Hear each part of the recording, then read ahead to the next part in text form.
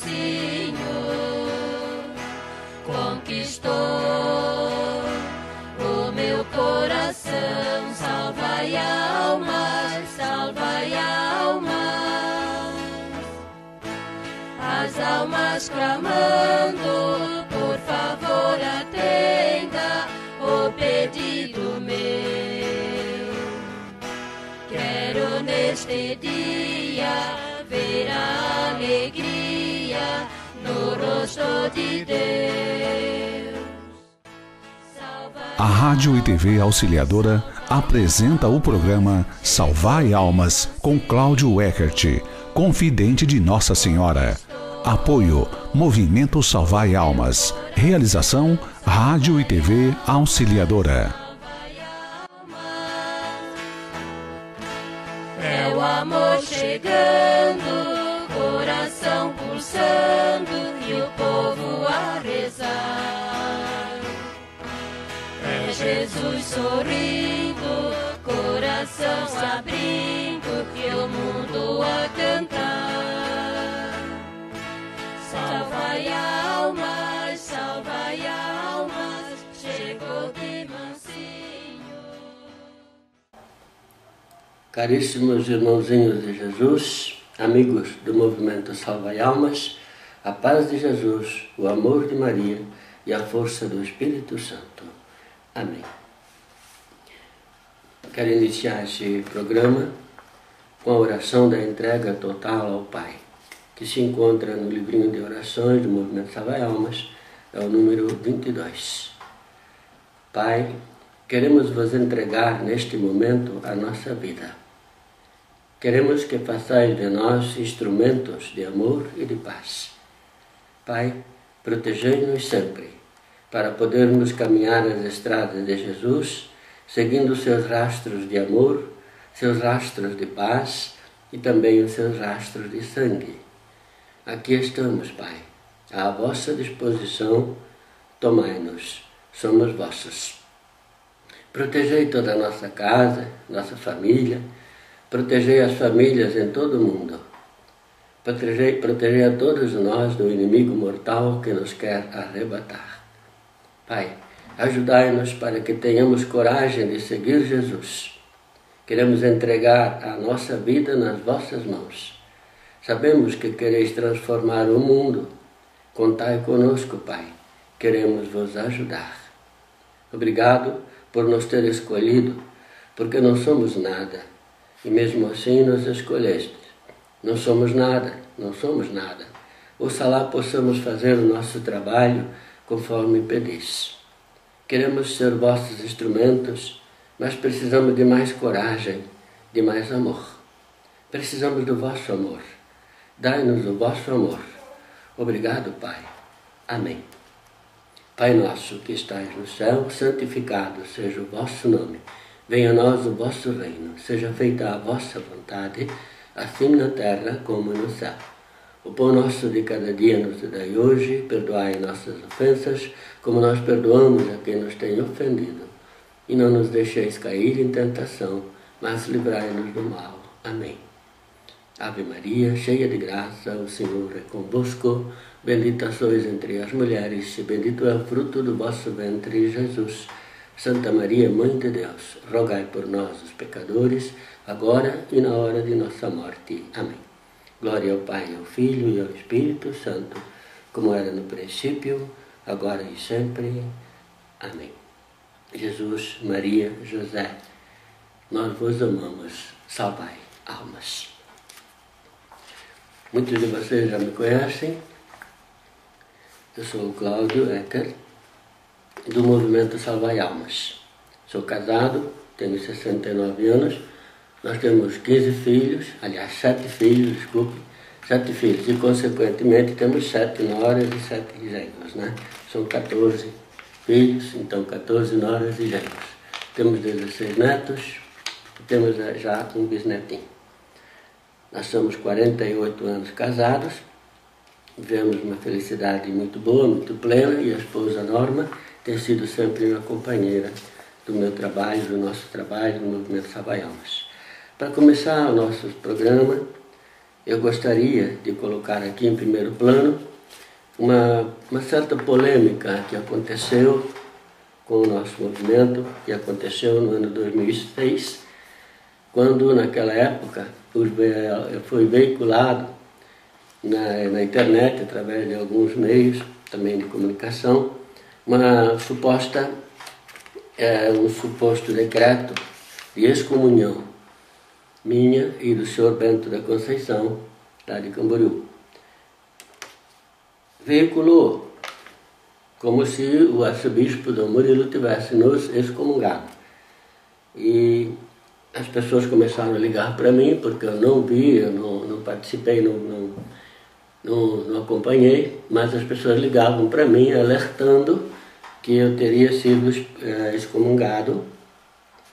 Inclusive o Arnaldo, que é o nosso amigo também do Movimento Salvai Almas, nosso grande amigo, ele também me alertou. E quando ele me falou da excomunhão, eu logo falei para ele que eu não acreditava. Eu disse para ele, fique calmo, porque isso não é verdade. Primeiro porque, se fosse realmente verdade, o Dom Murilo teria primeiro conversado comigo, teria primeiro mandado para mim. Ele não teria passado a outros meios de comunicação sem primeiro comunicar comigo. Até porque eu e o Dom Murilo tínhamos uma ligação bem estreita de comunicação, de amizade e tudo. Mas veiculou. Então eu disse para o Arnaldo, vamos ficar calmo, deixa comigo, deixa que eu resolvo isso e vou conversar então com o Dom Murilo. De fato, depois conversei. E aqui eu quero ler para vocês aqui este decreto que então me excomungava. Diz assim: Arquidiocese de Florianópolis, Cúria Metropolitana, protocolo 083/05-L18. Decreto: Dom Murilo Sebastião Ramos Krieger, arcebispo de Florianópolis, aos sacerdotes, diáconos, religiosos e religiosas e aos fiéis leigos desta arquidiocese, a todos graça e paz da parte do Senhor.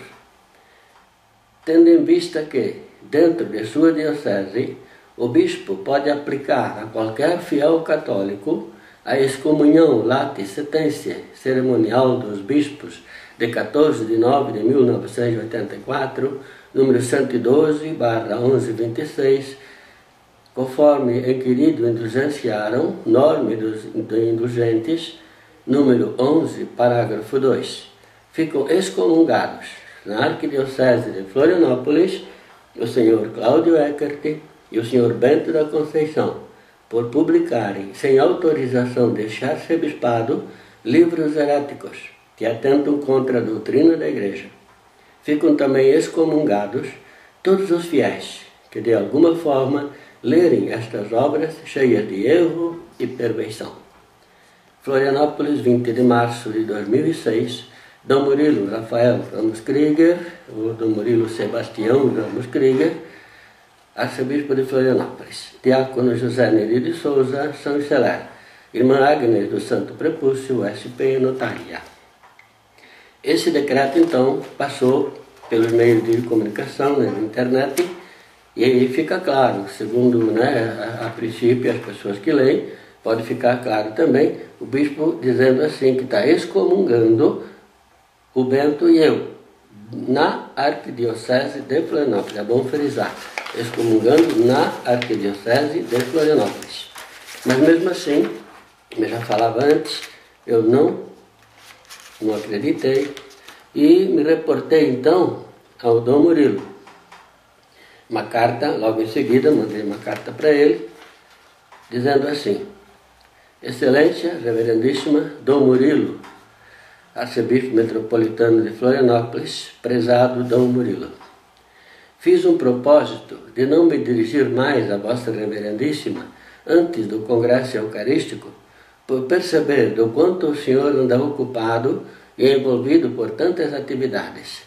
E assim eu aguardaria um momento mais propício, quando pediria uma audiência, que acho necessária, a fim de me orientar sobre os rumos do meu trabalho ou missão. Porém, uma circunstância fora de meus planos surgiu que me deixou preocupado, e por este motivo me reporto agora ao Senhor. Recebi, e muitas pessoas estão recebendo através de e-mail, uma declaração atribuída ao Senhor, onde diz que estou sendo excomungado por Vossa Excelência, assim como todos os que participam do meu trabalho ou que leem os meus livros. Estou ciente de vossa orientação, que pede a não publicação dos livros, mas jamais recebi nenhuma ordem diferente e muito menos uma carta de excomunhão. Acho então que uma pessoa mal intencionada está usando o timbre da Arquidiocese de Florianópolis e usando o vosso nome indevidamente, criminosamente. E isso me deixa preocupado, pois pode esta pessoa ou as pessoas cometer ainda crimes maiores. Não sei como agir, mas prefiro acreditar que não estou sendo excomungado. Isto me traria grande tristeza, pois meu propósito é ser igreja e jamais combatê-la. E por isso mesmo, gostaria de uma audiência com o Senhor, quando achar conveniente, para que eu possa receber mais orientações de como devo proceder, para que possa contribuir com a Igreja de Jesus. Contudo, fico no aguardo de vosso pronunciamento e orientação de como devo agir sobre o fato agora exposto. Segue em anexo a tal declaração atribuída ao senhor arcebispo, ao chanceler e à notária. Com a vossa bênção, ao vosso dispor, Cláudio Eckert. Então, logo em seguida que eu percebi, eu vi, eu mandei então esta carta para o senhor arcebispo, ao Dom Murilo. E Dom Murilo, logo em seguida, me deu a seguinte resposta. Dom Murilo, era uma sexta-feira, 31 de março de 2006, nota da Arquidiocese de Florianópolis. Orientação. Cláudio, acabo de ler seu e-mail e como estou de saída, só tenho condições de lhe dizer duas coisas. Primeiro, a primeira é uma pergunta. Onde estão as assinaturas neste decreto? Isso é o mínimo que posso perguntar. Segundo, segue anexa a este e-mail a nota que estou mandando para quem me consulta se tal decreto é verdadeiro. Não está assinada, mas o que lhe dá credibilidade é o meu e-mail. Dom Murilo, arcebispo de Florianópolis. De fato, Dom Murilo estava ainda envolvido com o Congresso Eucarístico, ele viajava e nesse dia ele estava de saída, por isso ele só colocou esses 3 pontinhos, essas 3 respostas aí, ou 2 respostas aí, e dizendo que mais tarde ele iria falar comigo novamente sobre o assunto. A gente percebe também a disponibilidade, ou então o trabalho bonito de Dom Murilo. Ele nunca deixou ninguém sem respostas, ele sempre procurou atender a gente em todos os momentos. A nota que ele então se refere, que ele mandou para todos os bispos e sacerdotes, é o seguinte: nota a respeito do texto Excomunhão em Massa, publicado no site A Palavra Viva de Deus, em 23 de março de 2006. Nota da Arquidiocese de Florianópolis. Não vai morar na minha casa quem comete fraudes. Quem diz mentiras não ficará na minha presença. É o Salmo 101. Dom Murilo Sebastião Ramos Krieger, arcebispo de Florianópolis, declara para os devidos fins que o decreto ao qual é atribuído o protocolo 0835-L18, publicado como se fora da Arquidiocese de Florianópolis, no site A Palavra Viva de Deus, tendo como título geral Excomunhão em Massa, é falso e mentiroso. Florianópolis, 27 de março de 2006. Dom Murilo Sebastião Ramos Krieger, arcebispo de Florianópolis. Então, quando Dom Murilo soube desse decreto, desse suposto decreto, ele logo em seguida se reportou aos bispos, aos padres da diocese, e já colocou esta nota, dizendo que aquilo era falso e mentiroso. E Então eu fiquei feliz e logo em seguida eu já falei também com o nosso pessoal, publiquei também. Até falei assim, oi amigos, Dom Murilo esclarece mais alguma coisa. O arcebispo tem vindo sempre ao nosso encontro e jamais nos deixou de enviar respostas a qualquer de nossas indagações. Devemos realmente agradecer a Deus por esse nosso esforçado arcebispo. Amém, um abração, Cláudio. Então, já no dia 1º de abril então, de 2006, Dom Murilo então coloca de novo essa nota para mim. Manda para mim também essa nota. Diz assim, Cláudio, fazendo observações complementares a meu e-mail de ontem, lembro o seguinte. Primeiro, o texto em questão, um decreto, não está assinado. Como alguém é capaz de dar crédito a ele? Segundo, o número do protocolo que está na parte de cima, protocolo 083 L18, deixa claro que é referente a 2005. Embaixo a data é 20 de março de 2006. Terceiro, a frase da excomunhão se apoia no Cerimonial dos Bispos, que é um livro, como o nome diz, que trata de cerimônias. O livro que trata da legislação eclesial chama-se Direito Canônico. Já o Inquiridio Insidenciarum trata, como o nome diz, das indulgências. Quarto, a cúria não tem notária. Realmente é um ato criminoso que precisa ser esclarecido. Criminoso é também quem divulga esse texto, ou brada condenações a partir dele, sem procurar verificar a sua autenticidade. Em Cristo Jesus, Dom Murilo. Com este sinal do seu bispo, com essa carta dele, encerrava aqui a nossa preocupação e teríamos então neste momento, a certeza neste momento de que tudo não passou de fraudes, e como o senhor bispo diz aqui, de crime. Um crime que precisava ser punido e que realmente depois houve a punição à pessoa que divulgou isso aí. O que deixou a gente bastante preocupado até, porque muita gente acompanhava esse site. Aqui o bispo coloca qual é o site principal que divulgou, que foi a Palavra Viva de Deus, é o nome de um site que publicou. E esse site, a Palavra Viva de Deus, publicou o decreto e ainda já revidou o senhor arcebispo. Então ele condenou o senhor arcebispo por causa disso. Por isso o bispo diz aqui, criminoso também, ou mais criminoso ainda, é aquele que lê e não procura saber da verdade. Leram e não procuraram saber da verdade e já revidaram com outros ataques. Então, nós não fizemos isso. Nós simplesmente, quando eu soube desse fato, eu simplesmente pedi calma para todo mundo e eu, então, é que recorri ao senhor bispo pedindo explicações e pedindo realmente para saber realmente o que estava acontecendo. E o bispo, com toda a delicadeza, com toda a sua sabedoria, me colocou a par, então, da situação. Fiquei feliz também porque, como ele diz, esse suposto decreto, diz assim que ficariam excomungados, não só eu e o Bento, mas todas as pessoas que leram ou que liam, né? E eu ficava preocupado. Se eu um dia, e eu até falei isso, se um dia eu realmente for excomungado e junto comigo, então as pessoas que leem os meus livros, os meus trabalhos, então eu vou deixar de cumprir a minha missão. Porque eu não quero que ninguém fique excomungado por causa de mim. Eu não quero que ninguém fique excomungado por causa da minha missão.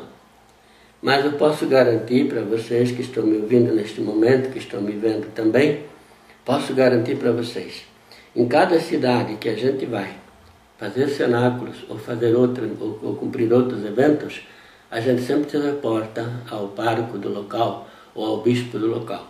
Eu tenho visitado vários bispos, tenho conversado com vários bispos e tenho documentos de vários bispos, cartas que eles me mandam também, das indagações.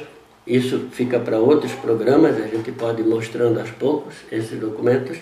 E nenhum bispo, até hoje, nenhum deles emendou qualquer decreto de expulsão ou de excomunhão. Nenhum deles. Conversamos, dialogamos, temos alguns assuntos que ainda precisam ser estudados e realmente eu fico feliz também que a igreja se interesse em estudar os assuntos, porque não pode, como pessoas acham que o bispo lendo já tem que excomungar, não é assim. Mas se ele estudar, se ele vai analisar, se ele vai propor também, ou conversar, ou dialogar com a gente, procurando orientar aquilo que pode ser correto ou que deixe, a gente fica feliz. Eu não quero errar, não quero errar. Mas também não posso parar o trabalho, porque o trabalho veio do céu, não é meu. Eu posso me reportar aqui ao que São Pedro falou certa vez lá em Jerusalém, nas pregações dele, no Sinédrio, que queriam prendê-lo, que queriam proibir ele de falar, que eu queria que proibir os apóstolos de falarem. E ele dizia, vale mais obedecer a Deus do que aos homens. De qualquer maneira, eu tenho sempre me reportado aos seus bispos e peço sempre a todas as cidades onde tem Salva-almas de também conversarem com alguns padres. Nós temos certeza, muitos padres nos acompanham, mas temos também, sabendo que muitos também não nos acompanham e não querem nos acompanhar. Temos também bispos que nos acompanham, que sabem do nosso trabalho, nunca nos chamaram a atenção, nunca proibiram. Mas temos também aqueles que estão ainda estudando, ainda estão analisando. Nenhum deles ainda barrou a nossa passagem definitivamente. Nós estamos trabalhando, estamos lutando. Em todos os movimentos da igreja, movimentos famosos que já existem há muitos anos, como o movimento carismático também, ou o movimento focolare, ou tantos outros, todos eles passaram pelo crivo da igreja. E no começo a igreja não aceitava, e até muitos movimentos eram chamados também de heréticos, heresias, e assim por hereges, né? Mas depois, com o tempo, a igreja foi percebendo, foi vendo que realmente tinha coisas boas acontecendo ali, e aos poucos foram sendo aceitas. Da mesma forma, aparições, também no mundo inteiro. Nós sabemos que todas as aparições do mundo inteiro também passaram por crivo, também passaram por análise da igreja. E muitas duraram anos, muitos anos, até a igreja se pronunciar a favor, ou definitivamente a favor. Hoje nós temos ainda a história da própria Medjugorje, que a igreja até hoje não decretou nada oficial. Apenas está deixando livre e está analisando e está estudando. Então a igreja tem esse direito e nós achamos que ela está correta. Ela está correta, ela está agindo corretamente. Procurando, analisando, buscando para saber depois como agir. Ela nunca vai poder agir de repente, sem analisar. Teve um padre, agora há pouco tempo, não pouco tempo, talvez faz uns 6 anos atrás, ele dizia assim, se eu fosse bispo, eu decretava um interdito a este movimento. Quer dizer, eu acabava com este movimento através do interdito. Se eu fosse bispo, eu acabava com o movimento através do interdito. Hoje eu digo, Deus seja louvado. Ainda bem que esse padre não era bispo, porque ele iria cometer um erro muito grande. Hoje ele é um grande batalhador do movimento Salva-almas. Ele está dentro do movimento Salva-almas, ajudando e colaborando e levando para frente o nosso trabalho. Ele mesmo diz, graças a Deus que eu não era bispo na época. Agora, os bispos têm essa obrigação, e é isso que eu também faço um apelo agora. Eles têm a obrigação de analisar o que está acontecendo. Tem coisas boas acontecendo por aí. Tem coisas bonitas acontecendo por aí. É preciso investigar. Mas investigar mesmo. Não ir atrás da onda do que os outros dizem ou pensam. Porque cada um tem uma maneira de pensar, ou de agir, ou de falar, cada um do seu jeito. Então, eu peço assim aos senhores bispos e aos senhores padres, antes de tomar qualquer conclusão, venham conversar com a gente, ou então venham ver de perto o que nós realmente estamos fazendo. Qual é o nosso trabalho? Qual é a nossa preocupação? Eu tenho dito, e aqui muita gente já escutou eu falar isso, Eu tenho dito, o Salva-Almas, o movimento Salva-Almas, é uma seta que aponta para a igreja, uma seta que aponta para a igreja. E a seta, a igreja é uma seta que aponta para o céu. Esse é o meu pensamento, sabe? A gente ensina as pessoas a rezar. Nosso movimento é um movimento de oração. A gente ensina as pessoas a rezar, a gente leva pessoas a rezar. Nos cenáculos, nos eventos, nos retiros, pelos cemitérios, a gente leva as pessoas a rezar. E a gente fala sobre a necessidade da oração. Mas a gente diz, a igreja é que salva. A igreja que é o caminho para o céu. É na igreja que nós encontramos os sacramentos. É lá que nós temos o caminho do céu. Então nós procuramos levar as pessoas para este caminho. E hoje, Deus seja louvado por isso, hoje nós temos em muitas paróquias, pelo Brasil afora, e até fora do Brasil, ainda ontem recebemos uma carta de um padre lá da Áustria, muitos padres por aí afora, muitos leigos por aí afora, hoje estão engajados na igreja como ministros de Eucaristia, como catequistas, diáconos e até padres. Estão engajados na igreja por causa do movimento Salva-Almas. Ou então, não por causa, talvez não, mas dentro do movimento eles encontraram um caminho que levaram à igreja. Nós temos muitos diáconos, muitos ministros e muitos catequistas que passaram primeiro pelo Salva-Almas. Temos muitos seminaristas que hoje estão nos seminários, passaram primeiro pelo movimento Salva-Almas, se encontraram aqui. Temos no mínimo dois padres, que já eram adultos, queriam ser padres, mas não encontravam apoio da igreja por causa dos pensamentos deles. Esses dois padres, esses dois jovens passaram pelo movimento Salva-Almas e hoje eles são padres. Um está na Canção Nova, hoje em São Paulo, e o outro está em Goiás. São dois padres. Os dois padres eram jovens que queriam ser padres, mas não encontravam o caminho. Encontraram no Salva-Almas. Tem outros que são seminaristas e estão também caminhando lá. Então, e outros padres que depois de sacerdócio também se encontraram. E alguns padres até chegam a dizer para nós, hoje eu sou realmente um sacerdote. Hoje eu sou novamente sacerdote. Padres que já disseram aqui, voltei a ser sacerdote. Então encontraram um caminho, mas nós nunca dissemos, padre, você agora tem que seguir o movimento Salva-Almas. Seminarista, agora você tem que ficar dentro do movimento Salva-Almas. Catequista, você fica aqui, ministro? Não, nunca dissemos isso. Nós dissemos, agora vocês encontraram um caminho e lá na paróquia de vocês vão fazer o trabalho que vocês devem fazer.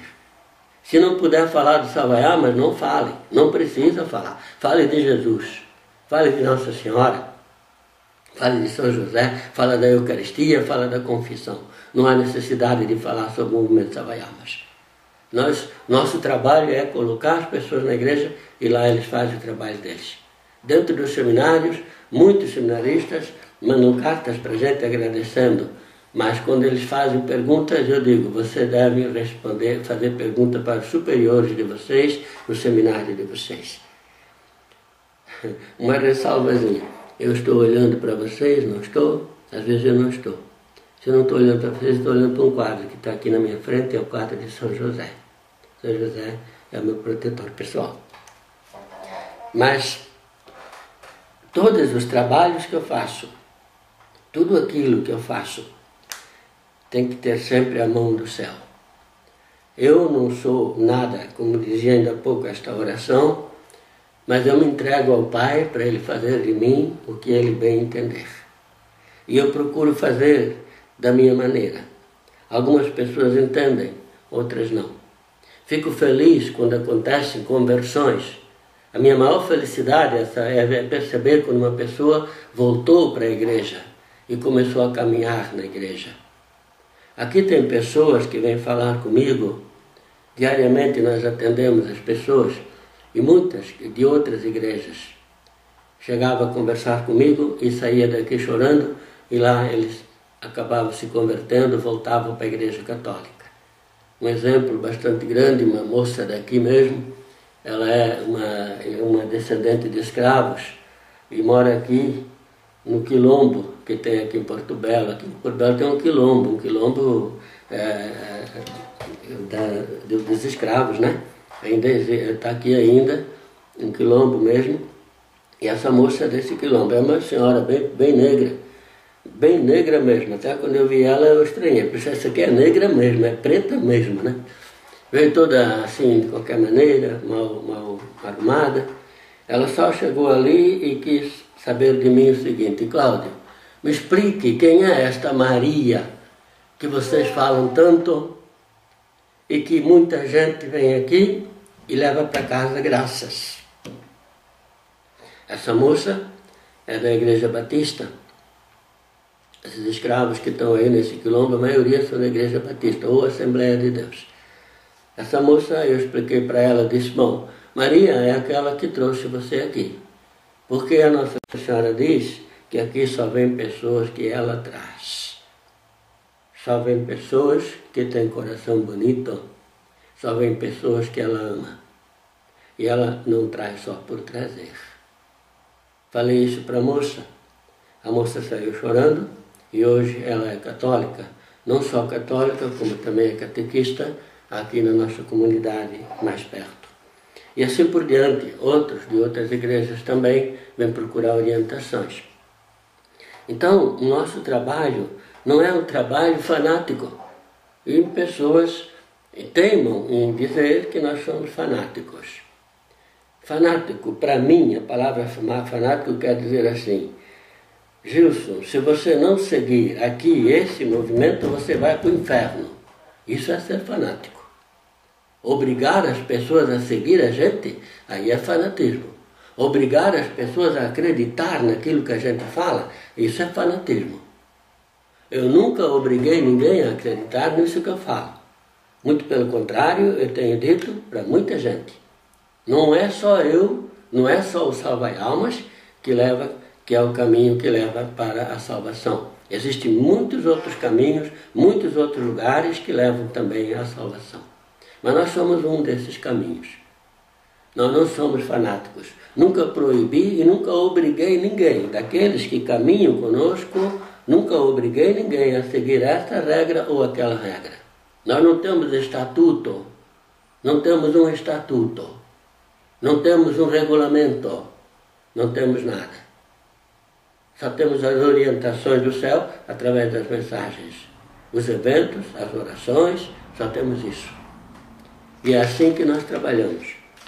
Fanático, eu sei, são pessoas que acham que são as únicas que são os donos da verdade, as únicas que têm a verdade, e se a gente não segui-las, a gente vai para o inferno. Isso são fanáticos. Então, aqui está mais uma resposta a algumas pessoas que nos acham dessa forma. Claro, tem muitos outros assuntos que a gente vai possivelmente falar em outros momentos, em outras oportunidades. Mas hoje eu queria abrir então essa série falando isso, para esclarecer então algumas coisas que estavam um pouquinho escuras, digamos assim, né? É difícil de entender. E nós temos aqui uma carta do dia 19 de abril de 1995, que era do Papa, né? O Papa João Paulo II escreveu essa carta. Eu tinha escrito alguma coisa para ele, e entre outras coisas ele diz assim: em retribuição, o Santo Padre pede a Deus que a luz do Espírito Santo o ilumine nos seus caminhos, ajudando-o a responder a tudo o que vos pedir razão daquela esperança que há em vós. Sem mais, aproveito a oportunidade para cumprimentá-lo com a mais alta consideração em Cristo. Aí está assinado pelo Monsenhor Sandri, que é o secretário do Papa João Paulo II. Essa frase aqui, que diz assim: todo o que vos pedir, ajudando a todo o que vos pedir razão daquela esperança que há em vós, é da carta de São Pedro, da primeira carta de São Pedro, no capítulo 3, versículo 15. E São Pedro ainda acrescenta a frase um pouquinho maior. Ele diz: deves dar a razão da esperança que há em vós, mas fazeis com suavidade e respeito. E eu procurei nessa frase basear a minha conduta. Falar com respeito, respeitar os outros. Falar com suavidade para respeitar também cada pensamento de outros. Eu nunca achei que eu sou o único que tenho a verdade, que eu sou o único que sei das coisas. Nunca pensei nisso. Eu olho para as outras pessoas e penso, eles também têm a verdade deles, eles também têm a razão deles. Então meu trabalho deve ser baseado, sim, na esperança que eu tenho, na minha esperança, mas eu devo dar razão com suavidade e respeito. Essas palavras que foram me mandadas pelo Papa João Paulo II, eu procurei seguir e quero continuar seguindo, respeitando cada um. Até porque Nossa Senhora também disse, para mim uma certa vez, ela disse assim, de que adianta você revidar as pessoas, criar confusões, revidar as pessoas por causa daquilo que elas dizem ou pensam? Por quê? Elas têm a verdade delas e você tem a tua. Vai acabar brigando? Vão acabar se atritando? Porque cada um tem a sua verdade. Então o que a gente deve fazer? Evangelizar, entende? Passar para frente aquilo que a gente tem. Mas não procurar passar por não procurar obrigar os outros a aceitar, obrigar os outros a seguir, obrigar os outros a acreditar. Passar, sim, aquilo que a gente recebe.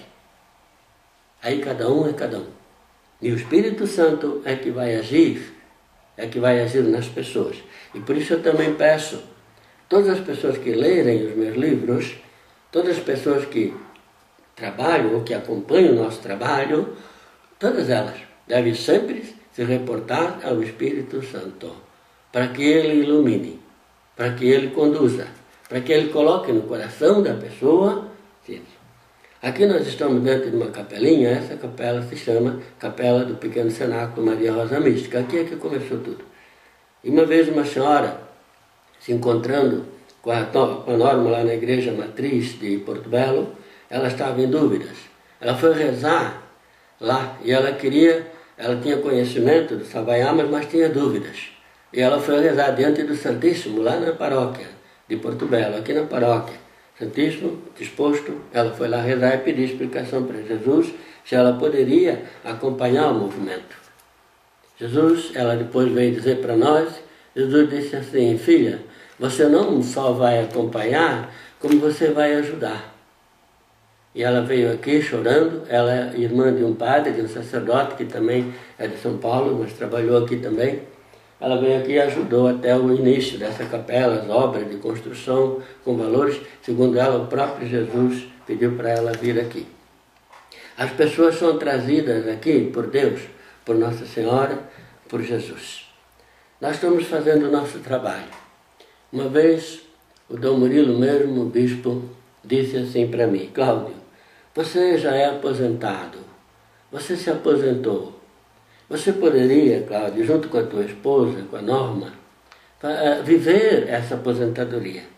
Sabe? Vocês estão morando na praia, viver a praia. Sabe? Tomar água de coco, deitar numa rede, ler, passear. Você não precisava estar se preocupando agora com esse trabalho.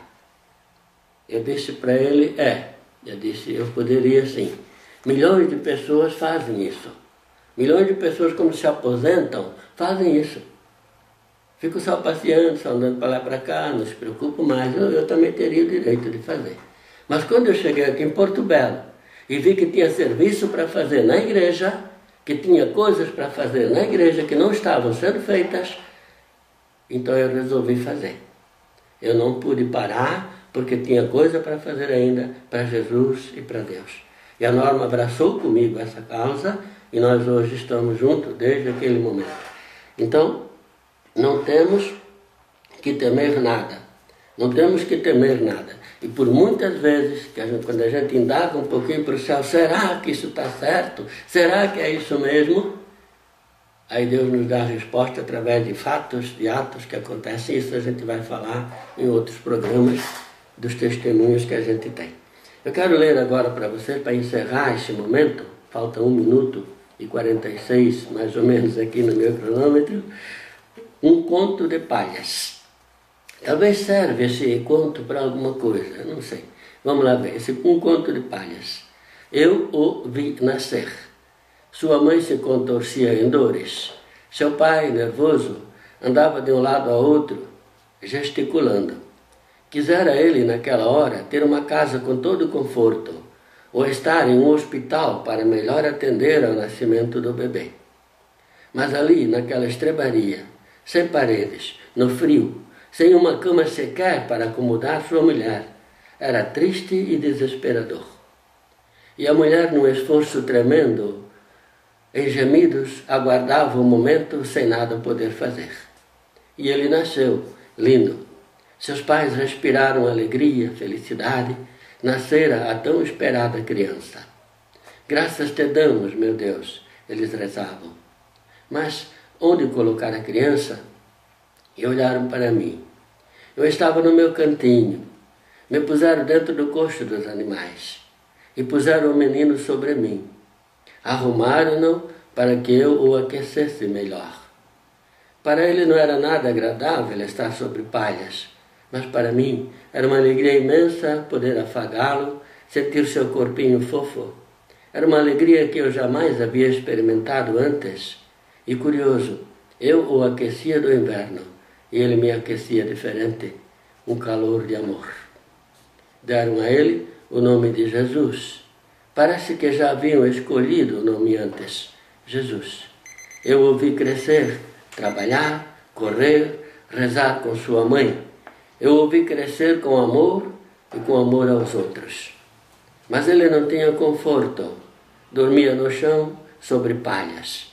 Eu o aquecia, como eu gostaria que os homens lhe dessem uma cama confortável e macia, como merecia. Mas cobravam caro e dinheiro ele não tinha. Ele teve muitos amigos, via-se multidões o seguirem. Era um mestre, um pai, um irmão para todos. A todos atendia, curava, dizia palavras de conforto, multiplicava pães, falava de amor, mas não recebia amor. Voltava para casa, cansado das caminhadas, da vida agitada. Seu corpo até tremia. Deixava-se cair sobre mim e eu não podia fazê-lo descansar. Porque os homens não acolhem como merece, desumanos, ele só pensa neles, faz tudo por eles e eles não o agasalham. Porém, num certo dia, vi alguns homens cortando algumas árvores e falavam de Jesus. Eu não podia escutar o que diziam, mas falavam de Jesus. Fiquei radiante. Finalmente haviam pensado nele e iam dar-lhe uma cama confortável. Iam recompensá-lo pelos bens prestados. Mas um grito lancinante e angustiante saiu de mim. Uma dor profunda me fez estremecer. Um ódio terrível quase me arrancava o coração. Traidores, cães. Com aquelas árvores que eu pensei, fizesse uma cama, fizeram uma cruz. E nela pregaram meu doce Jesus. Esse poema já é antigo, foi em 1984, eu fiz esse poema e foi publicado numa revista evangélica. Pastores evangélicos gostaram e pediram para publicar. De vez em quando eu leio, releio e percebo que hoje muita coisa está sendo meio parecida. As pessoas fazem o bem, mas merecem a cruz. Muito obrigado a vocês, amigos de Salva Almas, irmãozinhos de Jesus. Que Deus vos abençoe, que Nossa Senhora vos proteja sempre. Amém. Em nome do Pai, do Filho e do Espírito Santo.